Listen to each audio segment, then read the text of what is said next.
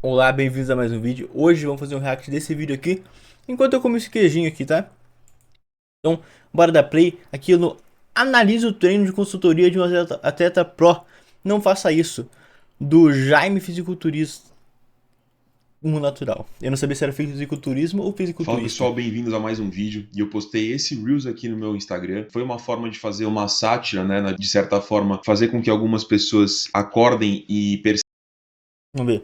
Imagina para quem paga a consultoria cara de um atleta IFBB Pro que treina um músculo por dia, 6 vezes na semana, toma 3 gramas de EAs, esteroides anabolizantes, e usa o shape como chamariz para vender o dele. Que estão pagando por Uma coisa que eu não gosto de fazer é ficar postando coisa de cliente, sabe? Tipo, antes e depois, cliente que usa esteroides, enche de bomba. Cara, eu acho um bagulho meu, um negócio meio paia. Tipo, primeiro, que aquele cliente pode não ser meu, tá? Primeiro ponto, não posso ter pegado foto na internet. Segundo ponto, muito importante, cara, eu acho que eu consigo convencer vocês pelo meu conhecimento. Eu não preciso ficar postando antes e depois, eu acho. Se você vê meus clientes, você vê eles repostando coisas nos stories, me marcando, vocês vão ver que eles estão evoluindo. Então, eu acho que é meio bobagem fazer isso, sabe? um produto que às vezes é muito caro, um atleta de alguma federação. Eu falo pra você, atleta normalmente não entende de treino nem de dieta. Isso é uma verdade.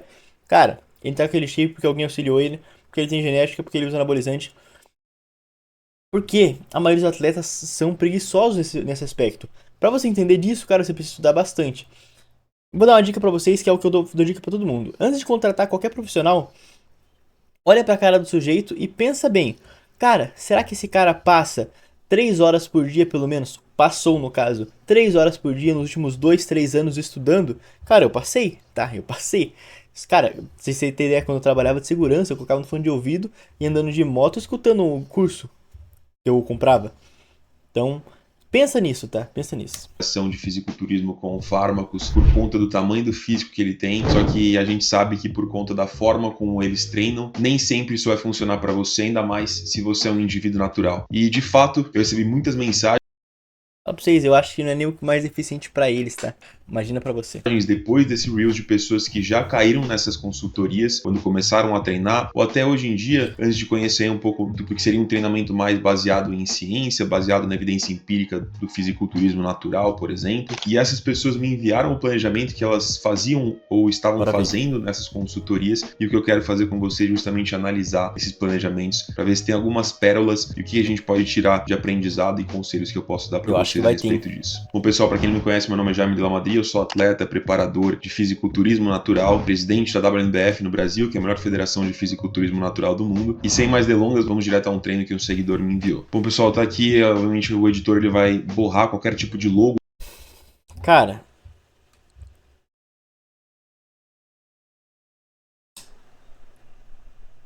é o Zancanelli, né? Com esse físico. Esse físico é o Zancanelli. Tá. É. Zancanelli.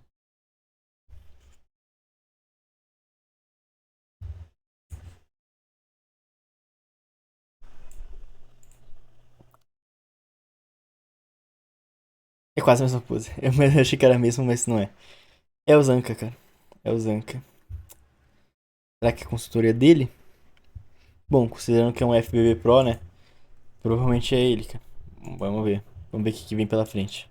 O nome da pessoa, a ideia aqui não é fazer isso, tá? Não é colocar, evidenciar uma crítica à pessoa em si, Certeza, embora seja dele, não vamos ao calcar. mensageiro, como eu sempre falo, né? A gente sempre tenta fazer uma crítica em relação à mensagem. Começando aqui pelas orientações gerais de treino. Aqui treinar 5 vezes na semana, de preferência um descanso no meio da semana e outro descanso no final de semana. Manter os cardios no dia de descanso, 30 minutos de cardio pós-treino, 110 a 130 BPM, que seria batimentos cardíacos por minuto. Utilizar de 80 a 90% da carga máxima. Até aqui sem problemas, tá, pessoal? Tudo justo. Treinar até 5 vezes na semana dá para Não, ok, organizar, tá. fazer um planejamento de treino bom, um treino com 5 vezes na semana. Mais do que Cara, isso aqui eu achei engraçado. Caso tenha dúvida do exercício, joga o nome no YouTube. Caraca, cara. isso, já começa 6 treinos por semana. Eu sempre falo que ninguém precisa treinar tudo isso, tá? Literalmente. Concordo com Ninguém o precisaria Mano treinar Jaime 6 aqui. por semana. Às vezes é um cara que ele depende disso emocionalmente, ele tem que ir fazer musculação necessariamente 6 vezes por semana, senão ele tem algum tipo de problema, então psicologicamente ele precisa, ok. Ou então em casos muito específicos, por exemplo, de gente que tem muito pouco tempo para treinar por dia, às vezes o cara tem 30 minutos para treinar por dia, e aí você tem que dissipar, né, você tem que diluir todo esse volume de treino em mais dias por sessão. Em outros casos, É uma opção também. não faz sentido. Então até 5, ok. 30 minutos de cardio no pós-treino, isso não é uma lei, você não é obrigado a fazer cardio no pós-treino sempre, todos os dias, mas também não teria problema caso você fizesse. Cardio não tem um número mágico que vai te dar resultado. É sempre aquele número, aquela quantidade, aquela intensidade que você possa manter constante, porque aí você avalia o resultado que isso está te dando. Utilizar 80, 90 Eu gosto de fazer cardio, cara. Eu acho gostosinho. 80% da carga máxima, ok, é uma boa forma de você garantir que o seu treino está tendo uma intensidade suficiente. E os últimos dois pontos é quando começa já os problemas, né? Utilizar de 45 a 60 segundos de descanso entre séries. Em nenhum caso é recomendado você fixar pro treino inteiro Concordo também com ele. Deixa eu tirar a notificação do meu WhatsApp aqui, senão vai a ficar uma mesma hora quantidade depois. praticamente de descanso, tá? Em primeiro lugar, porque nem todos os exercícios demandam a mesma quantidade de descanso. Em segundo lugar, que hoje a gente sabe que o mais importante é você priorizar um bom desempenho ao longo do treino inteiro. Então não faz sentido você colocar um fator que vai limitar essa sua capacidade de desempenhar bem, por exemplo, na série seguinte. Você ainda não descansou, não se recuperou o suficiente, mas você tenta descansar pouco porque te falaram que quando você descansa pouco, você se sente mais. Esse ponto de sentir queimar quando você descansa pouco, isso daí é bobagem, tá? Não descanse pouco, descansa ali quando você precisa pra render bem na série, tá? Não faz isso, essa cagada, descansar Mais pouco. cansado, fica mais difícil, só que na verdade isso está aumentando a sua percepção de esforço, mas não vai te trazer o resultado que você poderia ter caso você descansasse e rendesse melhor. E aqui o último Concordo ponto 100% com o relator. também, caso tenha dúvidas do exercício, jogue o nome no YouTube. Eu acho assim, complicado a partir do momento que você está pagando por uma consultoria de um atleta, né, profissional, e aí você vai jogar um exercício que deveria estar explicado, ou deveria ter uma forma de você entender qual é o exercício no YouTube, dizendo que no YouTube Eu, por exemplo, eu tenho vídeos gravados que eu coloco na planilha. a gente pode encontrar de tudo, né? Execuções que não estão com boa técnica, exercícios que tem um nome, mas na verdade não é o nome correto, né? Variações. Então, a menos que você envie para o aluno, né? Que já aconteceu na minha consultoria, por exemplo, de eu não ter o vídeo ali. Eu tô concordando 100% com o relator por enquanto, hein? E já também já fiz isso aqui, às vezes. Não, cara, às vezes tem exercício que às vezes é uma variação muito específica que eu não tenho gravado. Por exemplo, uma variação de rosca Scott, sei lá. Daí eu não tenho gravado, mas eu sei qual que é. E eu tenho, por exemplo, a rosca Scott normal lá, o vídeo. E daí as alterações que eu quero que ele faça mas na execução. Mas ele não entende. Eu pego esse vídeo no YouTube, mas eu sei exatamente qual vídeo que é, sabe? Em mãos, pesquisar no YouTube, conferir que é uma boa execução e eu mesmo mandar a execução para o aluno que está no YouTube, mas não deixar ele pesquisar. Já quando a gente vai para o treino em si, começam os problemas, tá, pessoal? A gente tem aqui, vamos lá, treino A, peito, ombro e abdômen. Dá para fazer um treino bom um dia com peito, ombro e abdômen? Até daria, normalmente, como eu falei, né? Em casos que você tem muitos dias para treinar, você distribui o volume em muitos dias, dá para colocar, por exemplo, poucos exercícios de peito e ombro num dia, porque você faz poucos exercícios por si só em cada dia de treinamento. A maioria das pessoas não vai ser interessante você colocar só um dia de peito e ombro, porque você poderia estar otimizando esse treino colocando um pouco mais de padrões de movimentos nesse mesmo dia, né? Então, por exemplo, algo de bíceps, algo de tríceps. Concordo, eu acho que a frequência maior é sempre extremamente importante, tá? Complementando um pouco de volume de treino de algum grupo muscular que precisa de maior atenção, como por exemplo o seu quadríceps, o seu isquiotibial, que você não quer colocar todo o volume tão grande num dia só de perna, então você deixou um dia a mais, você encaixa nesse dia. É por isso que eu Tô concordando falo para 100% do relator aqui, cara. vocês da Então tá importância de excelente. entender a montar um planejamento e não depender de divisões de treino. Então, o grande problema aqui é a gente ver, ó, contem comigo, 1, 2, 3, 4, 5 exercícios seguidos de peitoral, com 4 séries cada um, 12 repetições, né, repetições aí um pouco mais altas. Em primeiro lugar, o grande problema a gente tem de redundância, que significa quando você tem para o mesmo grupo muscular muitos exercícios que vão ter praticamente cumprir a mesma Exercícios parecidos, traduzindo aqui pra vocês, tá? função, né, exercício peitoral ele vai ser ativado de forma completa em todos esses exercícios. Então, isso tem um grande problema porque a questão da fadiga muscular, nesse mecanismo de defesa, não fadiga muscular, desculpa, fadiga, que é um mecanismo de defesa que o nosso corpo tem, o que faz com que a gente já não tenha um bom rendimento depois de 6, 7 séries para aquele mesmo grupo muscular. É verdade, mas você consegue chegar a render melhor nessas séries fazendo alterações. Embora, por exemplo, o peitoral trabalhe inteiro em todos os momentos de peitoral, Por exemplo, se você jogar um supino inclinado, é diferente de você jogar um crossover focando na parte baixa com um ângulo de trabalho mais ascendente, que é o ângulo. Isso aqui é nerdice, tá? Tem isso aqui sobre o nosso grupo de estudo. Que é um ângulo ascendente ali, que você vai ter mais torque no final. É completamente do supino inclinado normal, que você vai ter um torque ali, meio que um invertido ali no meio, né? O torque máximo dele.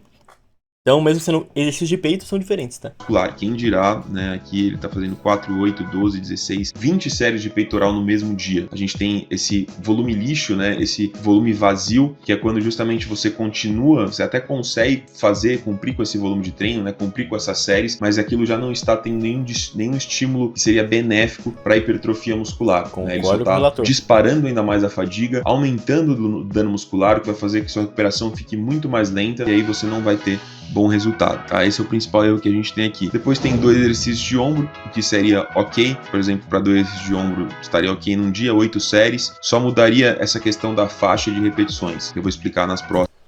Embora elevação lateral no cabo pela frente, eu não colocaria não, tá? Já trabalhou bastante o seu abdominal, que abdômen, pô? O seu ombro frontal, não colocaria não. Próximas. Inclusive também o Smith, desenvolvimento Smith, os 2 exercícios são para ombro frontal, sendo que você já trabalhou em todos esses exercícios aqui, ó. Então são, deixa eu ver, 1, 2, 3, 4, 5, 6, 7. No cabo pela frente, mas é lateral, tá? Então são 6. 3, 4, 5, 6. 6 vezes 4, eu ia fazer a conta, mas vocês vão me zoar, é 24, tá? Então é muito volume, caraca. Porque eu acho que ele vai manter assim o treino inteiro. Depois temos aqui um treino B de quadríceps e panturrilha. Novamente a gente vê um grande problema de redundância. Depois dos 2 exercícios de panturrilha, que são 8 séries, até daria para cumprir, ok? A gente tem cadeira extensora, agachamento livre, leg press, pés afastados, afundo unilateral, 4 séries de passos. Aqui, ó. O agachamento livre depois no leg press é interessante se for tipo... Você quer trabalhar um exercício composto ali, coloca agachamento, mas você ainda quer colocar mais um estímulo naquele ponto, só que você já está muito cansado para render no agachamento, coloca o leg press que é um agachamento, por exemplo, com mais estabilidade. Daí aqui, o afundo lateral no step, já não faz tanto sentido, tá? E depois a passada. Faria sentido ele sozinho? Provavelmente faria, tá? Gosto bastante de colocar ele para trabalho de glúteo feminino. Por exemplo, se você for ter um dia só de perna, que não é comum para mim, mas é interessante você colocar ele junto com um agachamento, porque é um padrão diferente de movimento, digamos assim, embora seja muito parecido. Passadas. O Brett Contreras concorda comigo nesse ponto, se eu não me engano.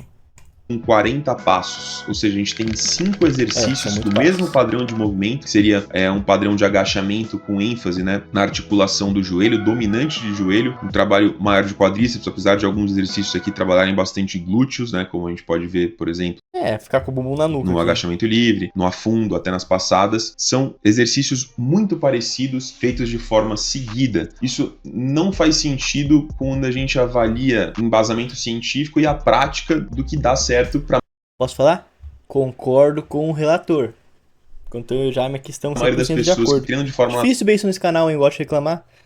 Natural e tem bons resultados. É muito exagerado, um exagero que vem justamente pelo fato de que atletas que abusam de esteroides anabolizantes perceberam que dá para fazer mais, eles fazem um pouco mais, um pouco mais, um pouco mais. Então esses atletas que abusam de esteroides anabolizantes, muitas vezes eles conseguem, por conta do abuso, fazer treinos tão maçantes e tão excessivos e ainda assim se recuperar deles. E aí a gente pode entrar no ponto aqui de que muita gente fala, pô Jair, mas você está falando que esse treino não é tão interessante. De fato não é. Então, se ele usando esteroide anabolizante fizesse um treino mais interessante, ele não teria mais resultado? E aí eu te respondo, eu não posso afirmar isso, porque em primeiro lugar eu estaria extrapolando o conhecimento que eu tenho, que é baseado na ciência, que é feita em naturais e no fisiculturismo natural. Então, o próprio dono dessa consultoria, ele é gigantesco, é um dos melhores atletas que tem. Como eu posso afirmar que fazendo um treino com menor volume, otimizando as variáveis, um treino típico que eu sempre ensino aqui para vocês, ele teria mais resultado, se durante todos os anos, eles mesmos que abusam de esteroides anabolizantes foram modificando e fazendo treinos nesse estilo porque perceberam que o resultado foi melhor. Então, assim, não dá para afirmar. Tem uns que vão falar, sim, Jaime, tem uns que vão falar que não. Eu prefiro não extrapolar e manter o conhecimento que eu tenho. Cara, eu acho que sim, tá? Eu fazendo meu chute, eu acho que sim. Aplicado a o que faz sentido ser aplicado, né? Não extrapolar. Então, eu vou falar mais sobre isso, mas só para já adiantar essa parte aqui para vocês, que muitos já vão se questionar a respeito disso. Eu falo para quem é natural e o meu treino é feito por e para pessoas que de fato são. Treino C, nós temos aqui um treino de costas, né? Seria o terceiro treino da semana. Temos novamente barra fixa, puxador, remada curvada, remada baixa, pull down e terra. São 6 exercícios. Tirando terra parcial, praticamente esses 5 aqui vão cumprir com puxadas e remadas, né? Nós temos 3 puxadas para 2 remadas, são 5, 6, 7, 8, 9, 10, 11, 12, 13, 14, 15, 16, 17, 18, 19, 20, 21. Caraca, não sabe fazer conta, Jaime? De 21 séries, mais Porra, aqui ó. 1, 2, 3, 4. 4 vezes 4, 16. Mais 5, 21, cara. Porra, Jaime. Aí você me decepcionou, hein, cara. Porra. 4 séries de terra no mesmo dia. É muita coisa, pessoal. Apesar de, por exemplo, as costas ser um grupo muscular que tem muitos músculos e cada músculo é trabalhado num padrão diferente, mesmo assim eu considero muita coisa, apesar de ser o treino aqui que mais faria sentido que você poderia fazer. Vamos ver. Terra, barra fixa no começo, faz sentido. Puxador triângulo aqui, 2 estímulos até que diferentes. Remada curvada pronada, ok. Remada baixa com triângulo, ok. Cara, faz até bastante sentido essa seleção, tá? Colocaria mais um aqui provavelmente focando mais no upper back, porque aqui tá bem focado no latíssimo. Mas é que faz um pouco de sentido essa seleção aqui. Num contexto de uma boa recuperação e um bom rendimento numa média, tá? Para a maioria das pessoas não serviria, mas ainda assim pessoas com boa recuperação poderiam executar esse treino. É, faz um pouco de sentido. Terra parcial no final não faz sentido nenhum. Quer trabalhar isso com tibiais, até que ok, mas foca em stiff, tá ligado? Se não fosse pelo fato de todos os exercícios conterem 4 séries, com 5 séries inclusive no primeiro exercício, com a mesma quantidade de repetições. E aqui eu vou aproveitar para falar por que essa mesma quantidade de repetições não é interessante. Em primeiro lugar, a gente, quando treina musculação, a gente não deve buscar atingir uma marca de repetições específica só por atingir. O seu músculo não entende. Uma bosta o áudio do nada. Isso. Ele não entende se você está fazendo 8, se você está fazendo 9, se você está fazendo 10. Ele entende se você está mantendo um estímulo constante, né? Essa tensão mecânica que ocorre justamente pelo fato da gente manter um alto grau de esforço nessa contração, nessa fase excêntrica, com cargas desafiadoras que você tenta melhorar semana após semana, garantindo esse mesmo nível de tensão mecânica. É, cara, por isso que eu gosto bastante de colocar, tipo, faça entre de 6 a 8, de 8 a 10, sabe? Tipo, uma faixa ali. Ou se eu coloco, por exemplo, só 8, eu quero que ele faça 2 acima ou 2 abaixo, entende? Mas sempre até a falha total. Semana após semana, é isso que ele vai entender. Então, caso você cumpra com esse número de repetições porque você na semana passada fez 11 e nessa você vai fazer 12, ok, isso seria válido. Mas quando a gente limita aqui um padrão de praticamente todos os exercícios com a mesma faixa de repetições, a gente não dá essa margem para você conseguir progredir 1 hora em repetição. Mas agora eu vou fazer o advogado do diabo, que tá, às vezes ele falou com o cliente que pode jogar 2 pra cima ou 2 pra baixo ali na hora de falhar, tá? Às vezes ele falou no chat com o cliente. Também vou fazer... Cara, provavelmente o cara falou, deve ter falado, você não trabalha muito mais preguiçoso do que eu acho. O cliente perguntou, ele fala, não precisa ser 15 exatos, pode ser 13 ou 17, tá ligado? 1 hora na carga, né, aumentar um pouco a carga para depois tentar progredir na repetição ou vice-versa. Então é muito mais interessante você estipular uma margem de repetições que poderia ser de 8 a 12, por exemplo, ou de 6 a 10, ou de 4 a 8, né? Porque assim esse jogo permite com que você tenha algo muito mais sustentável ao longo das semanas. E mais um adendo aqui, ele começa com, por exemplo, uma pré-exaustão na barra fixa, né? 5 séries até a falha, provavelmente, na barra fixa. Isso não faz muito sentido nem a nível fisiológico, nem a nível de elaboração de um planejamento, justamente por tudo que eu falei até agora, desse mecanismo de fadiga, né, que vai permitir com que você faça um bom treino, não só no primeiro exercício. Temos um treino de bíceps, tríceps e abdômen, muito típico também de atletas que fazem esse tipo de treino, um grupo muscular por dia, Não gosto tanto de fazer bíceps, tríceps e abdômen. basicamente, né, onde deixa um dia só para braço. Um dia só para braço também não vai fazer sentido na maioria dos planejamentos de pessoas que têm, enfim, a semana ali para poder treinar. Vai fazer sentido em casos muito específicos. Ainda assim, que eu falei, né, caso você tenha um dia extra e você queira colocar complemento de volume de treino que você já fez em outros dias, mas não nesse exagero que a gente vai ver agora, ok, até poderia servir, né, mas é o que eu falo, a gente tem que olhar para um todo e não só para um ponto específico. Então aqui a gente tem 1, 2, 3, 4 exercícios de bíceps, mais 4 exercícios de tríceps. É isso? eu vou fazer a conta antes que ele faça, tá? São 4 de cada, 4 séries, 16, tá? Além desse exagero, de novo, de exercícios e séries, 4 séries cada um, imagina se isso gera um problema para grupos musculares maiores, imagina para o bíceps e tríceps, que vão ter uma influência muito menor de articulações. Então, além disso, a gente tem um grande problema na escolha dos exercícios. Os treinos de braço, São bem parecidos, né? eles costumam ser redundantes porque as pessoas costumam variar só a pegada, achando que isso vai mudar muita coisa. Então aqui a gente tem, por exemplo, tríceps pula e depois tríceps pula e corda. A gente vai estar trabalhando as mesmas, é o que a gente chama de perfis, né? Mesmo perfil de resistência, mesmo perfil de alongamento, de posição de alongamento. Então, quando a gente treina braço, o que a gente deve buscar nas diferentes variações é mudar a angulação do braço, né? Por exemplo. Então, se eu estou fazendo isso, ficou muito famoso, né? As pessoas começaram a falar muito sobre isso, de fato é verdade. Eu estou fazendo um tríceps aqui na corda, eu quero fazer outro tríceps, bom, então muda, coloca o seu braço numa posição, maior flexão de ombro, né, para ter um alongamento maior. Concordo 100% com o relator do tríceps, aqui. trabalhar numa posição diferente, ter uma influência maior de uma cabeça ou outra. Bíceps a mesma coisa, né? Fez várias roscas, não adianta você fazer várias roscas, só mudar a pegada com a mesma posição do braço, né? Altera a posição do braço, faz uma rosca banhesa para ter uma posição maior de alongamento. É por isso que essa escolha de exercício também é muito importante. E aqui temos o último treino, que seria um treino aqui de femorais. Então o treino E começa com terra completo, terra sumô e stiff. São 4, 8, 12 séries do mesmo padrão de movimento, que seria variações de levantamento terra, movimento aí de muita presença da articulação do quadril. Rapaz, você que tá vendo esse vídeo aqui, se você já fez 1, 2, 3 séries de levantamento terra pesado. E o grande ponto é que aqui ainda é muito parecido a tensão mecânica, o torque máximo, né? Se fosse um banco romano, embora seja parecido, ainda dá pra relevar, sabe? Pesadas. Quem dirá fazer 12 séries de levantamento? Porque ele mantém o mesmo número de repetições, ainda se fosse uma variação no range de repetições, ou seja, menos repetições vão trabalhar obviamente com mais carga e mais repetições vão trabalhar com menos carga, ainda você poderia assimilar, não com 3 seguidos, mas 2 variações, por exemplo, ok. Agora 3... Tipo, não seria o ideal que ele falou aqui, mas que, por exemplo, se ele fizesse um com pouca carga, mas daria pra entender, pô, às vezes ele acredita em periodização, quer fazer um trabalho de força, dá pra entender, tá ligado? Mas aqui fica realmente parecendo que é só um Ctrl+C, Ctrl+V. Praticamente fazendo a mesma coisa. O que eu falo, pessoal, é fazer mais, por achar que mais é melhor. Esse é o exemplo claro de volume vazio e porque as pessoas acham que fazer mais é melhor, sendo que isso não é verdade. Depois nós temos uma mesa flexora de pé unilateral, tá? São 2 exercícios que praticamente não vão se complementar, porque se fosse para se complementar, é melhor colocar uma cadeira flexora, porque essa flexão, né, com o seu tronco faz o seu isquiotibial, né, não só o isquiotibial, mas todos os grupos musculares que compõem o posterior da sua coxa, trabalhar em uma posição mais alongada, o que nos últimos anos a gente tem visto.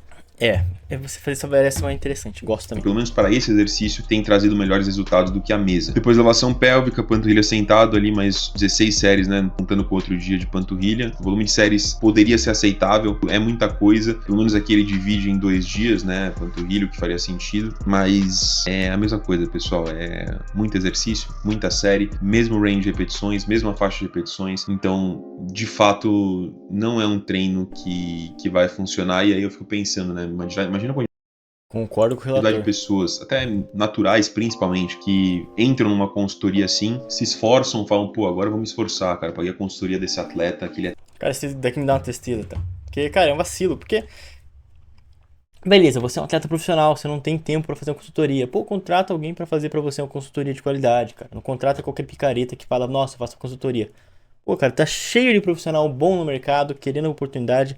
Às vezes, por exemplo, eu vou falar pra vocês, eu não sou um cara com mídia, por exemplo.